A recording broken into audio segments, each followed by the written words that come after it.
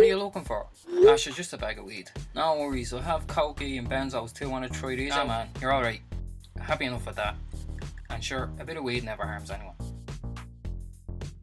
Is it really no harm? Do you know how buying a small amount of drugs can affect the bigger picture in your community? The drugs market is made up essentially of two distinct end user groups: regular users and recreational users. Regular users would be those people who use drugs every day and would be a dependable, steady source of income for the supplier that keeps business going. Recreational users would take drugs on occasions, like the weekend out partying or at a social gathering. To understand how this works from a business perspective, let's take a look at a local pub. People who go to the pub daily or on a regular basis enable the publican to pay the rent, heat, light and staff wage bills.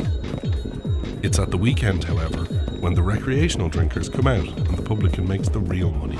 Likewise with the drugs trade, it's at the weekend when the recreational users order their small bit of hash, cocaine, etc. that the real money is made. And it's this real money that attracts the serious violence.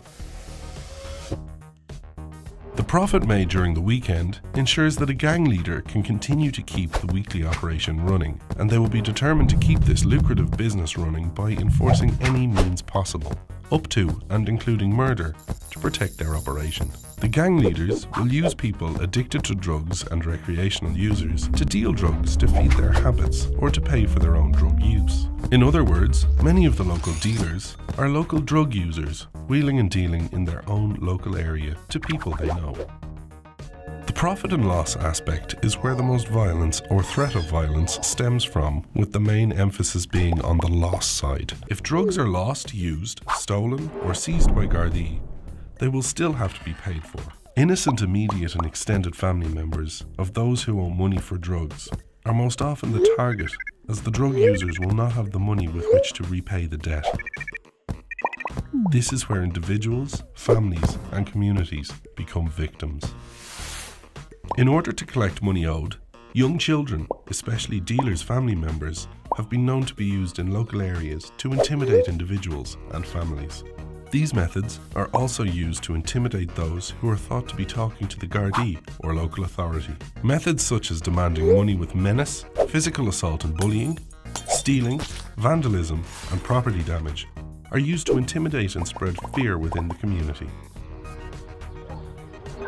One small Dublin suburb, surveyed with a population of 2,922, 52% reported being the victim of crime or antisocial behaviour in a 12-month period, and a concerning 83% had witnessed crimes or antisocial behaviour in their communities over the same period. These incidents can have negative impacts on the community through the spread of fear, feelings of being helpless and isolated, reduced quality of life, and negative mental and physical health of residents. A once thriving, outgoing and happy community becomes the ultimate victim of the drugs trade. It is this descending fear that imposes the most corrosive aspect of intimidation on an individual, family or community. Silence. So the next time you purchase a small amount of drugs for yourself, if you believe a small amount is no harm, remember, it always harms someone. Think before you buy.